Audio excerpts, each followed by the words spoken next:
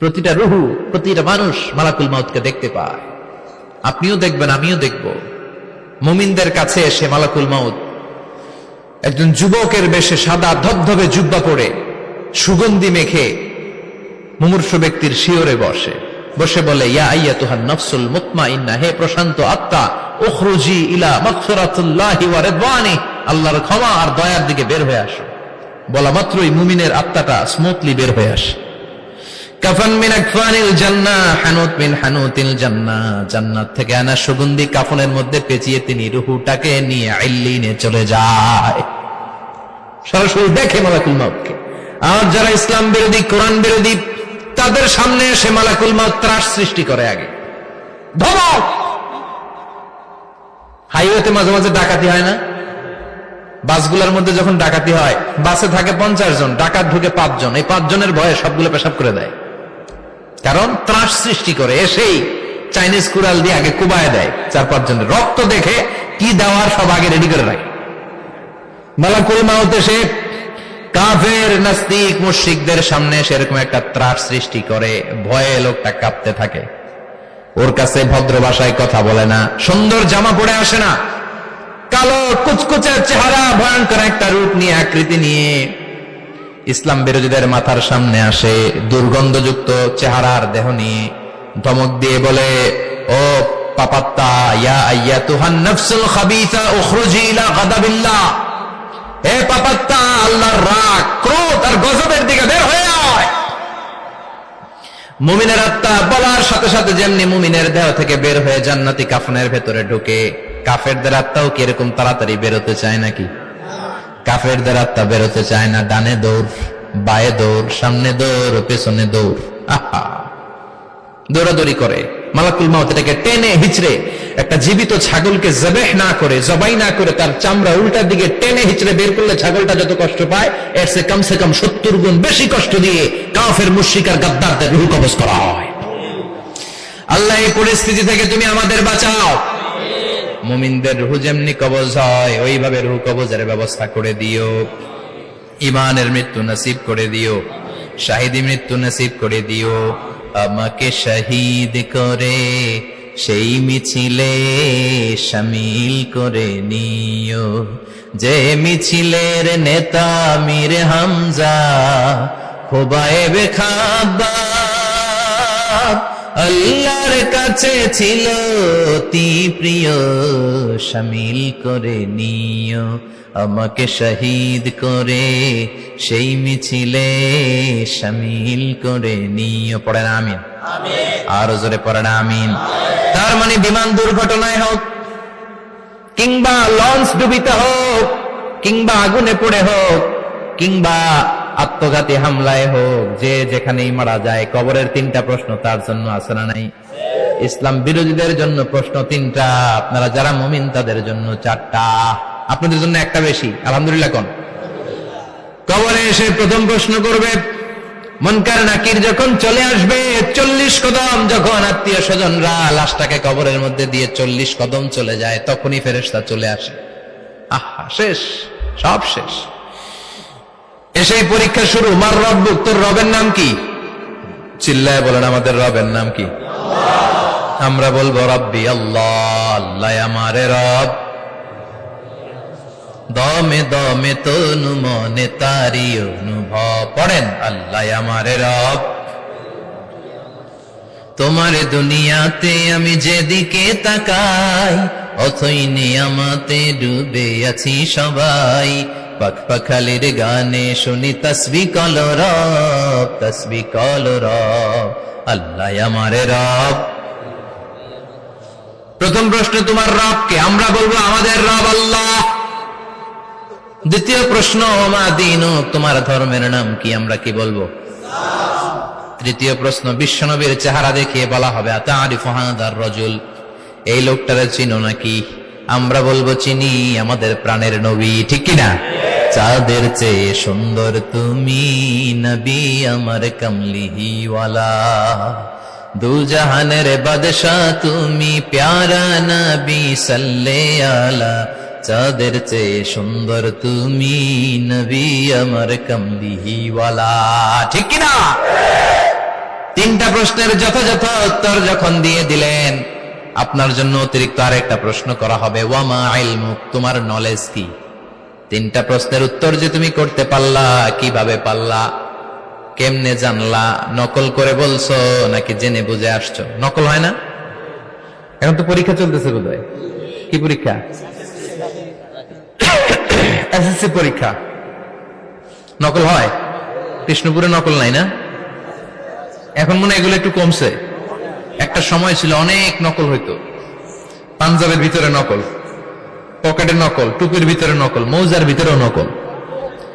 এমনকি মেয়েরাও নকল করে পরীক্ষার হলে আসে না নাই? স্কেলের মধ্যে লিখে নিয়ে যায়, হাতের মধ্যে লিখে নিয়ে যায়, ওড়নায় লিখে নিয়ে যায়, কাপড়ে লিখে নিয়ে যায়, আসে না নাই? ফেরেশতারা বলবে নকল করছো নাকি? কেমনে জানলা? তিনটা প্রশ্নের উত্তর তুমি কেমনে বললা? আল্লাহ তোমার রব, ইসলাম তোমার ধর্ম, এই লোকটা বিশ্বনবী, কেমনে চিনলা? আপনাকে তখন বলতে হবে আমি কোরআন থেকে শিখেছি, আমি হাদিস থেকে শিখেছি, আমি ইসলাম জেনে বুঝে মেনেছি, আমি আন্দাজে কোথাও ঘুরি নাই। চিল্লা এখন ঠিক কিনা? আপনাকে বলতে হবে, এজন্য শিখতে হবে, প্রতিনিয়ত ইসলাম সম্পর্কে জানতে হবে, আখের গোছাতে হবে, জীবনটাকে আলোকিত করতে হবে। চিল্লায় বলেন ঠিক কিনা? চারটা প্রশ্নই যখন হয়ে গেল, ফেরেশতারা বলবে আহলান ওয়া সাহলান ওয়া মারহাবান বিক, খোশামদেদ, কংগ্রাচুলেশন, খোশামদেদ, কংগ্রাচুলেশন, সব প্রশ্নের উত্তর তুমি পেরেছো। ফায়ুফসাহু লাহু কবরুহু ৭০ যিরান, আপনার কবরটারে ৭০ হাত লম্বা করে দেয়া হবে। ওয়া ইফতাহু লাহু বাবুন ইলাল জান্নাহ, আপনার কবর থেকে জান্নাতের দিকে দরজা খুলে দেয়া হবে। ওয়া ইলবাসু মিন লিবাসি আহলিল জান্নাহ, জান্নাতের দুইটা রেশমি কাপড়ের পোশাক এনে আপনারে পরিয়ে দেয়া হবে।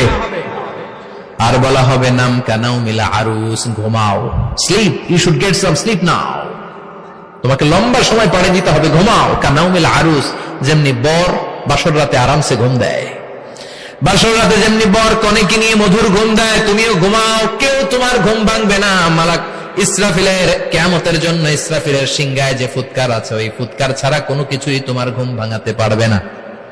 আলহামদুলিল্লাহ পড়েন। আল্লাহ আমরাও যেন চারটা প্রশ্নের উত্তর দিয়ে লম্বা একটা ঘুম দিতে পারি, পড়ে না আমিন। ওয়াম্মাল কাফির ওয়া আহলুশ শিমাল, আর ইসলাম বিরোধী যারা, তাদের সামনে আসবে মালাকান আসওয়াদান আজরাকান, কৃষ্ণ বর্ণের দেহ, নীলাভ বর্ণের দুটো চোখ, গায়ের রং কালো, চোখের রং নীল। দেখতে কেমন লাগে? আলিফ লাইলার ভূতের মতো। কথা কন? গায়ের রং কালো, চোখের রং নীল। ফেরেশতা দুইটা আসবে, এসে ত্রাস সৃষ্টি করবে, এসে বলবে বল তোর রবের নাম কি? মার রব্বুক।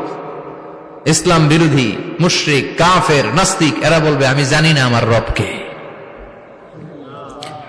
আমি জানি না, আমি তা জীবন শুধু চেয়ার করেছি, মদ খেয়েছি, আমি ধর্ষণে সেঞ্চুরি করেছি দুনিয়ার বুকে, আমি টেন্ডারবাজি করেছি, চাঁদাবাজি করেছি, আমি মাস্তানি করেছি, আমার দাপটে এলাকার ইসলাম প্রিয়রা বাসায় ঘুমাতে পারে না। আমি ছিলাম টেন্ডারবাজ, আমি ছিলাম গডফাদার, সন্ত্রাসীদের লিডার, আমি ছিলাম ডন 1 2 3 সব, আমি ছিলাম ডনের ডন, আমি ছিলাম মাস্তান, রংবাজ। রব টব কি আমি তো জানি না। লাদ্রি লাদ্রি, আমার জিজ্ঞেস করো না। আবার প্রশ্ন করা হবে ওয়ামা দীনুক, তোর ধর্মের নাম কি? বলবে লা আদরি, আমার কোনো ধর্ম নাই, আমার কোনো ধর্ম নাই, আমি শুধু মৌজ মাস্তিতে ছিলাম, আমি আনন্দ ফুর্তি করেছি, ইসলাম নিয়ে আমার মাথা ব্যথা ছিল না, আজীবন ইসলামরে আমি বাস দিয়েছি। চিল্লায় বলেন ঠিক কিনা? ইসলাম বিরোধীদের সাথে ছিল আমার চলাফেরা, আমার সব সাঙ্গ পাঙ্গ ছিল গুন্ডা বদমাশ, ইসলাম বিরোধী। রব কি, ইসলাম কি, এগুলো আমি জানি না। আমার এগুলো জিজ্ঞেস করো কেন? ধর্ম কি আমি জানি না, আমি কিচ্ছু মনে করতে পারছি না। 3 নাম্বার প্রশ্ন করা হবে আতারিফু হাদার রাজুল, দেখো তো এই লোকটারে চিনো কিনা? কয় না, চিনি না, তবে মনে হয় এই লোকটারে দুনিয়ার বুকে আমি গালি দিতাম, এই লোকটার বিরোধিতা করতাম, ব্লগের মধ্যে এই লোকটার ব্যাপারে কুৎসা রটনা করতাম, এই লোকটার কার্টুন বানিয়ে আমি হিংসা ছড়িয়ে দিতাম, এই লোকটার ব্যাপারে আমি এলাকার মধ্যে অপপ্রচার চালাতাম। ফেরেশতারা বলবে তাই, এই ছিল তো ডিউটি। দাঁড়া, এখনই আমাদের খেলা শুরু, এখনই শুরু। ফায়ুতরাকু বিমাতারিক মিন হাদিদ, লোহার একটা হাতুড়ি দিয়ে মাথা থেকে পা পর্যন্ত পিটানো হবে, পিটিয়ে ওর গোশতের হাড্ডিগুলোকে থেতলে ফেলা হবে। ওয়ায়ুকালু লিল আরদি ইলতাইমি, কবরের দুই পাশের মাটিরে বলা হবে এবার দুই দিক থেকে তোরা চাপ দে। চাপ দেয়া হবে, ধাক্কা ধাক্কি করেও সে সুবিধা করতে পারবে না। মাটি আস্তে আস্তে আস্তে আস্তে দেহের দুই দিকে লেগে এমন জোরে দুইটা চাপ দিবে, ফাতাখতালিফা আদলাউহু, তার ডান পাশের পাজরের হাড্ডি বাম দিকে ঢুকে যাবে, বাম দিকের হাড্ডি ডানে চলে যাবে। বিশ্বনবী বললেন এই হাতুড়ি দিয়ে পিটানোর শাস্তি, কবরের চাপ দেওয়ার শাস্তি চলতেই থাকবে হাত্তাল কিয়ামা, কিয়ামত পর্যন্ত। আল্লাহ কবরের শাস্তি থেকে আমাদের বাঁচাও। আমরা এই আযাব পেতে চাই না, আমরা যেন ঠিকভাবে কবরের 4টা প্রশ্নের উত্তর করে দিয়ে লম্বা ঘুম দিতে পারি। আল্লাহ তুমি তৌফিক দাও। এজন্য আল্লাহ বললেন, গোলাম দুনিয়া নিয়ে পাগল হয়ে থেকো না। এই দুনিয়ার জীবন আসল জীবন নয়, আসল জীবন হলো কবরের জীবন। জোরে বলেন ঠিক কিনা? এই জন্য মাঝে মাঝে কবরে যাবেন, কবরস্থানে দাঁড়িয়ে চিন্তা করবেন এই জায়গায় আমারও আসতে হবে। দিন যাবে, রাত আসবে, বৃষ্টি হবে, শীত আসবে, কেউ আমার দেখতে আসবে না। একা থাকতে হবে, একা, বড় একা, অন্ধকার, বড়ই অন্ধকার। ওই কবরের জীবনের সামান গোছানোর দরকার আছে না নাই? ওই কবরে সুখে শান্তিতে থাকতে চাইলে নামাজ পড়ার দরকার আছে না নাই? কোরআন পড়ার দরকার আছে না নাই? ছেলে মেয়েগুলোরে মানুষের মতো মানুষ করার দরকার আছে না নাই?